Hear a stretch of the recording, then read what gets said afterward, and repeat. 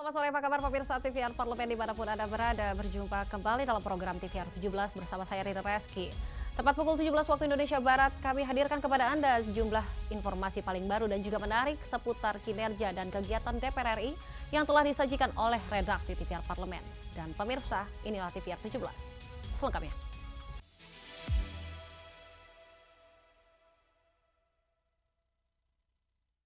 Kita awali berita sore hari ini dari Sekretariat Jenderal DPR RI yang mendorong keterbukaan informasi publik melalui transformasi kelembagaan. Di sini Sekjen DPR RI yaitu Indra Iskandar menegaskan keterbukaan terhadap saran publik harus didukung semua pihak di lingkungan DPR. Sekretariat Jenderal DPR RI mendorong keterbukaan informasi publik melalui transformasi kelembagaan yang dicanangkan pimpinan DPR RI. Seluruh unsur lingkungan parlemen diminta membuka akses informasi seluas-luasnya kepada masyarakat. Sekretaris Jenderal DPR RI Indra Iskandar menyampaikan, pimpinan DPR RI berkomitmen untuk terbuka terhadap saran dan masukan publik sebagai proses transformasi kelembagaan. Menurutnya, kolaborasi seluruh unsur di DPR menjadi penting dalam mendukung keterbukaan informasi. Berkaitan dengan transformasi kelembagaan yang sudah dicanangkan oleh pimpinan DPR, tentu seluruh stakeholder yang ada di DPR, di Sekretariat Jenderal, di TASA, dan seluruh yang bekerja di DPR, semua energi harus dilakukan untuk memenuhi harapan-harapan masyarakat, terutama apa yang sudah digariskan oleh pimpinan DPR, yaitu bagaimana membuka akses kepada masyarakat, kepada publik seluas-luasnya, seterbuka-terbukanya, untuk bisa masyarakat mengetahui berbagai informasi. Dan yang lebih penting adalah semua anggota Dewan melalui tenaga ahlinya itu bisa mengisi blog website DPR dengan berbagai kegiatan-kegiatan yang dilakukan oleh anggota Dewan, gitu ya, supaya masyarakat tahu semua anggota Dewan itu bekerja untuk kepentingan rakyat, kepentingan masyarakat, gitu ya. Upaya ini menjadi bagian dari komitmen DPR RI untuk membangun parlemen modern, terbuka, dan responsif terhadap aspirasi rakyat. Dewi Utomo, TVR Parlemen melaporkan. Sebagai upaya memperkuat solidaritas, Konferensi Asia Pasifik untuk Palestina akan digelar di Kompleks Parlemen 8 November mendatang. Kegiatan ini melibatkan BKSAP DPR RI, MUI, serta berbagai lembaga dan juga komunitas peduli Palestina. Melalui penyelenggaraan Konferensi Asia Pasifik untuk Palestina, penguatan aliansi untuk bela Palestina yang akan digelar di Kompleks Parlemen 8 November mendatang, menjadi ruang kolaborasi antara Badan Kerjasama Antar Parlemen, Majelis Ulama Indonesia, serta sejumlah lembaga dan komunitas peduli Palestina dalam rangka menguatkan dukungan untuk perjuangan Palestina. Ketua BKSAP DPR RI Mardani Alisera menjelaskan pihaknya siap memberikan dukungan terhadap upaya memperkuat solidaritas Indonesia untuk Palestina. Ia menyebut, kegiatan ini merupakan lanjutan inisiatif masyarakat sipil yang meluncurkan Bulan Solidaritas Palestina serta konferensi internasional bertema Palestina. Palestina ada di hati kita bukan cuma di ruangan tapi di lapangan juga, ya, demonya juga, larinya juga gitu. Kalau acara Asia Pacific Conference, Asia Pacific Dialogue for Palestine, Synergy of Research and Diplomasi ini, diplomasinya ada di MUI, tapi pada saat yang sama kami di Badan Kerjasama Antar Parlemen sangat open bagi teman-teman filantropi ataupun NGO yang lain untuk kerjasama. Selain AXO Working Group yang bikin Bulan Solidaritas Palestina, juga Palestine Research Center. Nah, yang bareng sama yang awal datang malah Palestine Research Center lebih dahulu, baru kemudian Prof, tapi dua-duanya nyambung. Mardani berharap kolaborasi antara parlemen, lembaga keagamaan, dan masyarakat sipil dapat memperkuat posisi Indonesia dalam memperjuangkan kemerdekaan Palestina di kancah internasional. Dari Jakarta, Tegar Aziz, TVR Parlemen melaporkan. Pemirsa, menanggapi keluhan publik terkait kualitas BBM dan juga pasokan energi menjelang akhir tahun, anggota Komisi 12 yaitu Ratna Juwitasari mendorong penindaklanjutan serta pengawasan atas sumur minyak rakyat sesuai standar industri. Sejumlah persoalan di sektor energi kembali mengemuka, mulai dari keluhan masyarakat terhadap kualitas bahan bakar hingga kekhawatiran atas ketersediaan pasokan BBM menjelang akhir tahun. Komisi 12 DPR RI membahas berbagai aduan masyarakat serta memastikan pengawasan di sektor hilir migas berjalan efektif. Anggota Komisi 12 DPR RI Ratna Juwitasari menjelaskan, laporan warga mengenai Pertalite yang disinyalir merusak mesin kendaraan perlu ditindaklanjuti. Selain itu, Peraturan Menteri ESDM Nomor 14 Tahun 2025 tentang legalisasi sumber minyak rakyat perlu diawasi agar pengelolaannya sesuai standar industri. Sudah banyak komplain masyarakat terkait Pertalite yang disinyalir merusak mesin motor maupun mobil yang mereka miliki, dan itu menurut pemahaman kami adalah keluhan yang serius dan perlu mendapatkan perhatian khusus dari Pertamina Patraniaga. Kami juga membahas terkait dengan Permen 14 tahun 2025, sumur yang selama ini dikelola masyarakat quote and quote secara ilegal menjadi produksi minyak legal yang akan bisa dibeli dan dikerjasamakan dengan K3S. Kami menyambut baik terkait masalah ini, dan kami juga meminta seluruh K3S yang bekerja sama dengan badan usaha maupun koperasi dan BUMDes yang akan bekerja sama di idle well ini bisa mengawasi. Ratna menambahkan, masukan dari masyarakat akan menjadi acuan dalam evaluasi kebijakan energi nasional. Dari Batam, Kepulauan Riau, Bari Ramadana, TVR Parlemen melaporkan. Pemirsa, sepekan terakhir sejumlah agenda strategis kembali mewarnai kerja DPR RI, mulai dari dorongan percepatan pembangunan infrastruktur di kawasan perbatasan hingga penguatan kerjasama bilateral di sektor energi dengan negara-negara Afrika Utara. Tak hanya itu pemirsa, di sini juga DPR RI mendorong terwujudnya keadilan bagi mitra driver Gojek online serta berhasil menekan biaya penyelenggaraan ibadah haji tahun 2026. Tanpa mengurangi kualitas pelayanan. Lalu seperti apa dampaknya terhadap masyarakat? Tentunya usai jeda kami hadirkan informasi selengkapnya, tetaplah di TVR 17.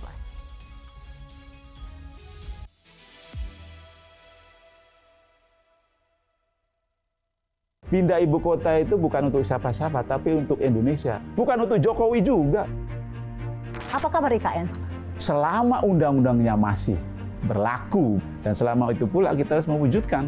Kenapa kita harus ragu terus? Tapi wajar nggak sih Pak, masyarakat masih menyimpan keraguan? Ya karena elitnya juga masih ragu. Tegas saja, kalau memang kita masih punya undang-undang itu, ya laksanakan udah. Kalau memang tidak setuju, ya cabut undang-undangnya. Berani apa tidak? IKN akan menjadi ibu kota politik. Maksudnya apa Pak? Saya juga nggak tahu itu maksud pembuat perpres itu apa. Perlu ada penjelasan nih ke publik. Apa beda ibu kota negara dengan ibu kota politik? Ya, tolong dijelaskan. Dalam pembentukan undang-undang itu sendiri tidak ada proyek? Proyek apa Mbak? Hanya di TVR Parlemen.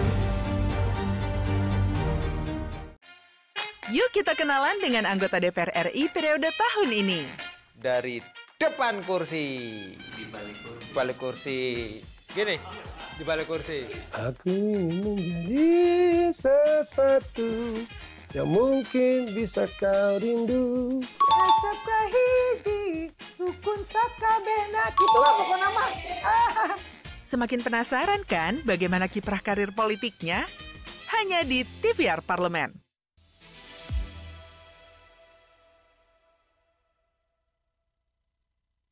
Kembali di TVR 17. Pemirsa, saatnya kita simak rangkuman kerja DPR RI sepanjang pekan ini. Dimulai dari upaya mempercepat pembangunan jembatan penghubung di Kalimantan Utara hingga perluasan jejaring bilateral di sektor energi. Di sini juga DPR RI terus mendorong keadilan bagi transportasi berbasis aplikasi, serta berhasil menekan biaya haji tahun 2026 sebesar Rp2 juta. Tak ketinggalan pemirsa, di sini juga komitmen DPR RI mewujudkan keadilan energi untuk masyarakat di wilayah timur Indonesia. Selengkapnya, berikut liputan DPR sepekan untuk Anda. Silakan.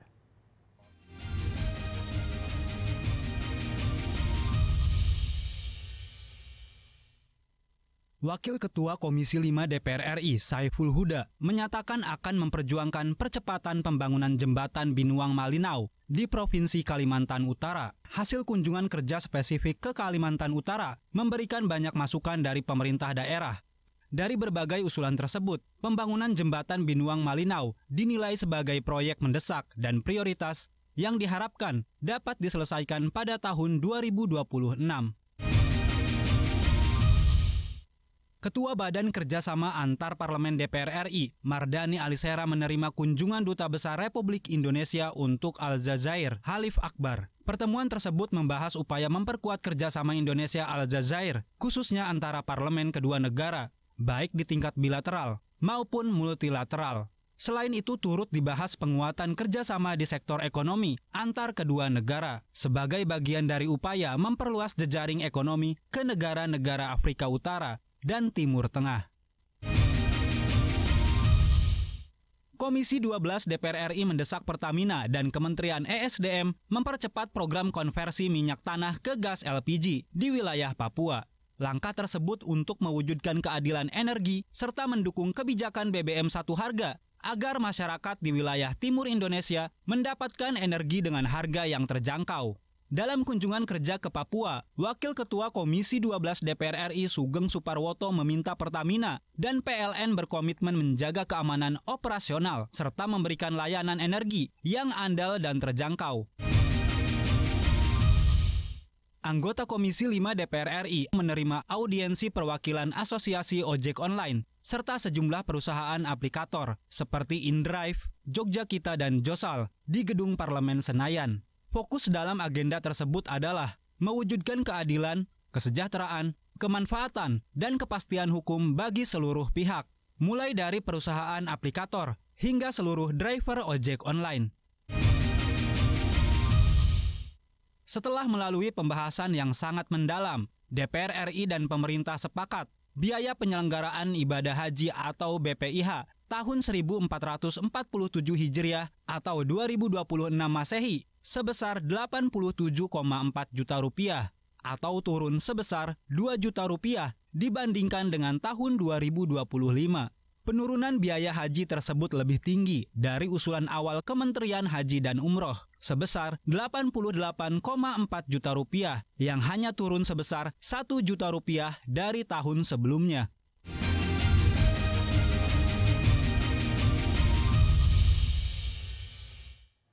DPR RI kembali membahas rancangan Undang-Undang Perlindungan Pekerja Rumah Tangga atau RUU PPRT. Pembahasan ini menjadi bukti komitmen DPR RI dalam menghadirkan regulasi yang memberi kepastian hukum dan juga perlindungan bagi jutaan pekerja rumah tangga di Indonesia.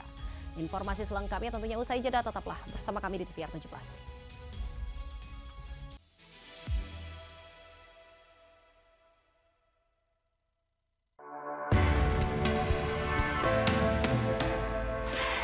Dari ruang sidang Senayan, Jakarta, menyajikan liputan langsung kinerja DPR RI.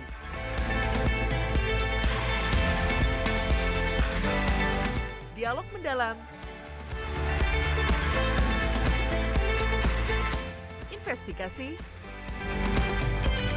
dan profil wakil rakyat. TVR Parlemen kini hadir 24 jam. Selamat datang di Biro Pemberitaan Parlemen. Anda memasuki kawasan zona integritas menuju wilayah bebas dari korupsi atau WBK dan wilayah birokrasi bersih dan melayani atau WBBM. Biro Pemberitaan Parlemen berkomitmen penuh untuk mewujudkan wilayah bebas korupsi dan wilayah birokrasi bersih dan melayani. Komitmen kami, pejabat dan jajaran memiliki komitmen tinggi untuk mewujudkan WBK dan WBBM melalui reformasi birokrasi, khususnya dalam hal pencegahan korupsi dan peningkatan kualitas pelayanan publik.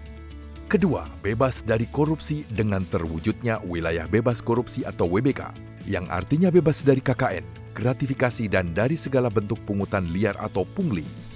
Terakhir, pelayanan prima dengan terwujudnya wilayah birokrasi bersih melayani, yaitu dengan meningkatnya kualitas pelayanan publik dan tercapainya kepuasan masyarakat terhadap pelayanan.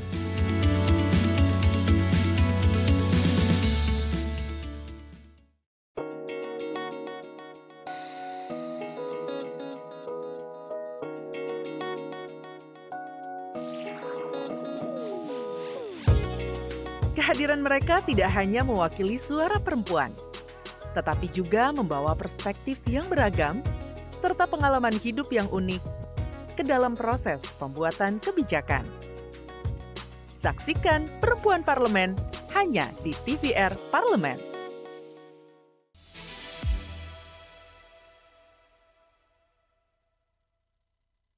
Terima kasih Anda masih menyaksikan TVR 17.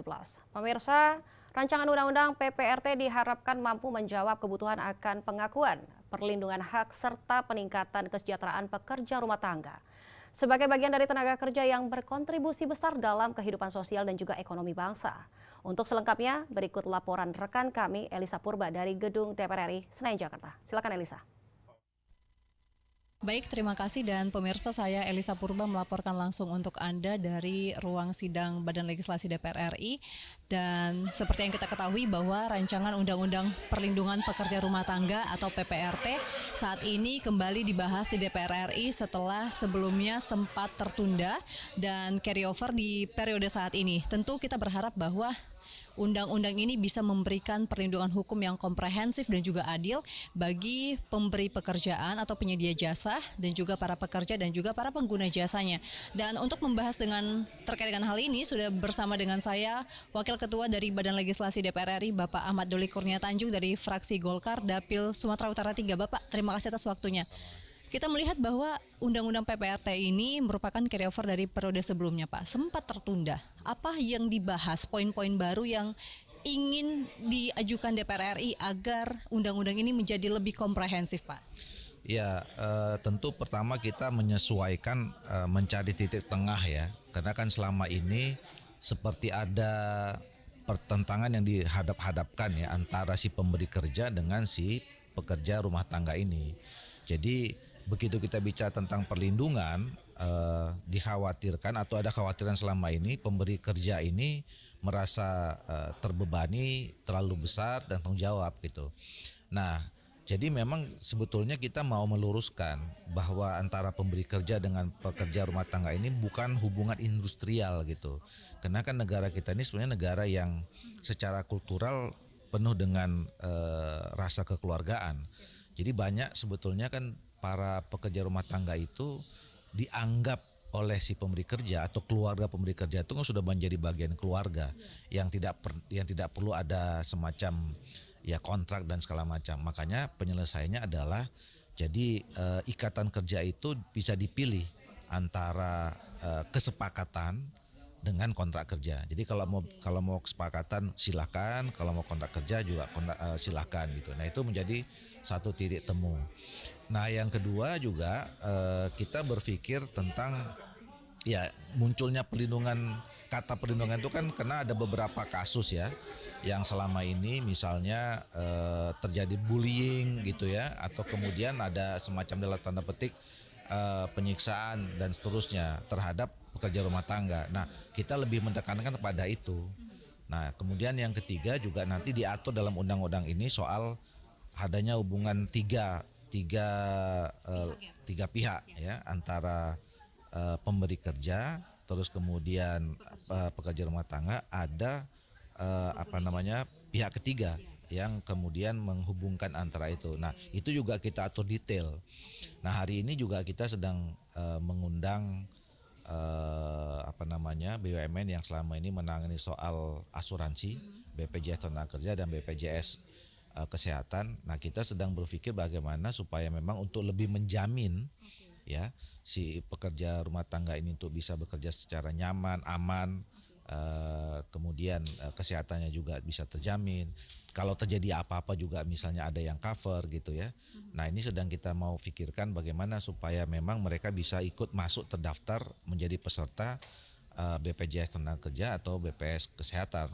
Walaupun BPJS Kesehatan itu kan sebenarnya sudah menjadi kewajiban ya negara untuk mengcover semua gitu. Tapi ini mempertegas saja gitu. Kira-kira itu. Nah, ini poinnya berarti saya tangkap untuk perlindungan dan juga kesejahteraan dari pekerja rumah tangga, Pak. Nah, apa yang membedakan antara Undang-Undang PPRT ini dengan Undang-Undang Ketenagakerjaan yang sudah ada, Pak?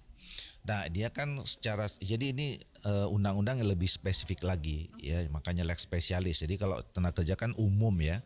Nah, tadi seperti dijelaskan, misalnya ya kalau bicara tentang soal asuransi ketenagakerjaannya sudah berbeda. Jadi kalau di dalam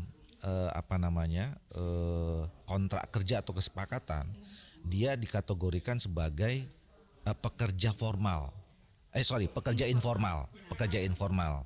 Nah, tetapi kalau bicara tentang soal iurannya, dia dikenakan sebagai pekerja formal. Nah, itu kan yang membedakan antara dengan pekerja yang umum dengan yang pekerja. Jadi sebetulnya pekerja rumah tangga ini dianggap pekerjaan informal sesungguhnya. Yang tadi kalau misalnya bicara tentang undang-undang ketenagakerjaan itu lebih kepada hubungan industrial semata. Nah, tapi kalau ini kan nanti memang tadi seperti saya katakan tidak selamanya hubungan itu hubungan yang industrial. Karena dia satu pekerja informal, yang kedua memang kultur masyarakat kita tadi yang lebih banyak kekeluargaan itu. Sedikit Pak, sedikit lagi terakhir. Berarti apakah nanti para pekerja rumah tangga ini akan dikategorikan sebagai pekerja formal yang juga akan membayarkan pajak dari penghasilan mereka? Dan bagaimana DPR bisa memastikan bahwa undang-undang PPRT ini tidak merugikan salah satu pihak di antara pemberi kerja, pekerja dan juga pemakai jasanya, Pak? Ya, tentu tidak ada perubahan, tetap statusnya sebagai pekerja informal. Dan kalau kemudian nanti ada pajak apa segala macam, bahkan ini sekarang kita mau bicarakan, kalaupun misalnya nanti kita terapkan ada perlindungan melalui asuransi, itu tidak dibebankan kepada si pekerja, tetapi juga dibebankan kepada pemberi kerja. Nah, makanya kami hari ini tanya kira-kira berapa besarannya. Nah, kita tadi dapat kisaran ya antara kalau yang totalnya untuk BPJS kesehatan dan tenaga kerja itu average cuma 50.000 lah per bulan ya. Yang saya kira itu bagi pemberi kerja tidak terlalu memberatkan ya. Nah, jadi hal-hal seperti itu sebetulnya yang mau kita perkuat dalam undang-undang ini.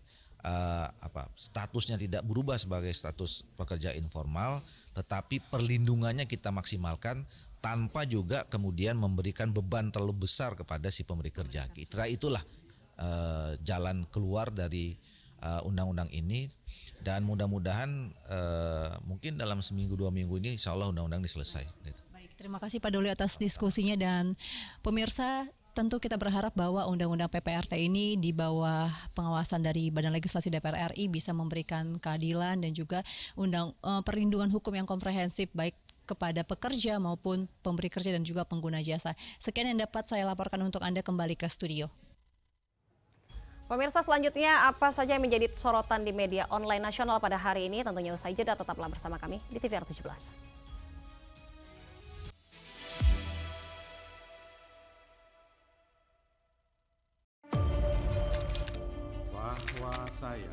Bahwa saya demi Allah, saya bersumpah dan seadil-adilnya periode keanggotaan DPR RI hingga saat ini, yaitu terdapat 126 undang-undang yang telah selesai dibahas DPR RI. Terima kasih rekan Elisa dan juga Dadina. Pemirsa,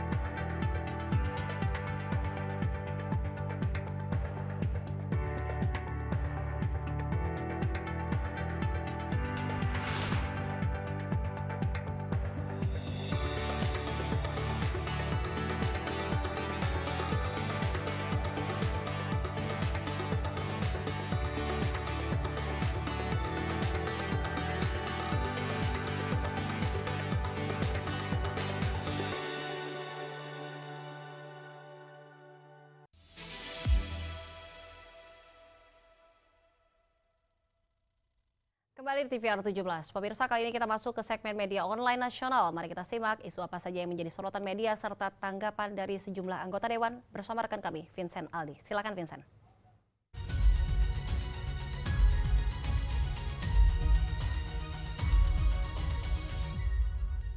Ya, terima kasih rekan Rini dan halo apa kabar pemirsa TVR Parlemen dimanapun Anda berada. Kita akan bahas terkait dengan headline di media online yang trending pada hari ini. Yang pertama yaitu terkait dengan pemulihan korban online scam harus disertai dengan solusi lapangan kerja di dalam negeri. Kita akan lihat pemirsa di layar kaca Anda beberapa media yang terbit pada hari ini yang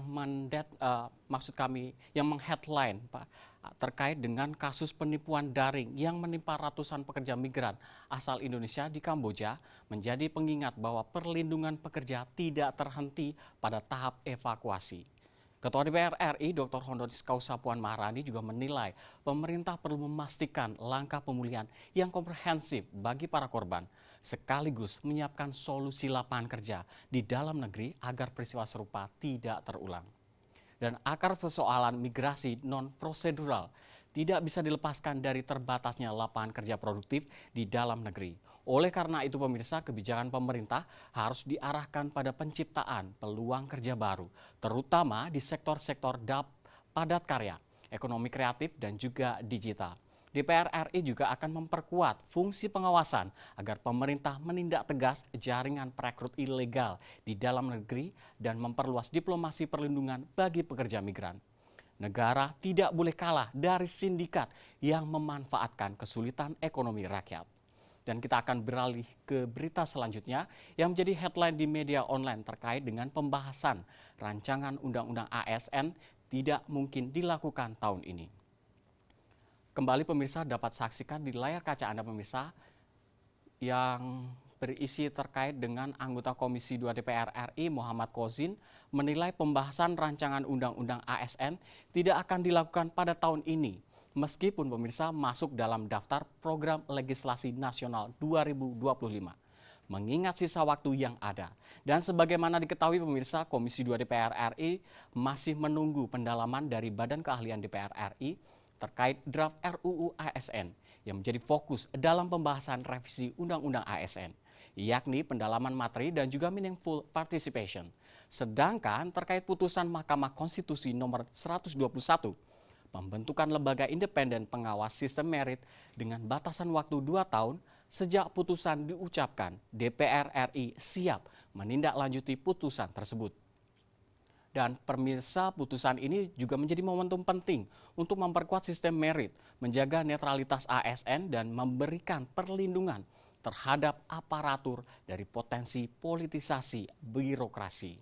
Dan pemirsa, itu tadi headline di media online pada hari ini, yakni pemulihan korban online scam harus disertai dengan solusi lapangan kerja di dalam negeri, serta pembahasan rancangan undang-undang ASN tak mungkin dilakukan tahun ini. Terima kasih atas perhatian Anda dan saya kembalikan ke rekan Rini.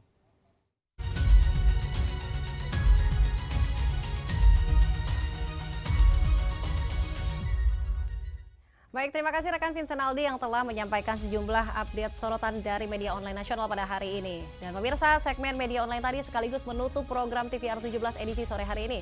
Saya Rini Reski beserta seluruh kru TVR Parlemen yang bertugas mengucapkan terima kasih dan juga pamit undur diri dari hadapan Anda. TVR Parlemen, referensi Indonesia. Sampai jumpa pemirsa.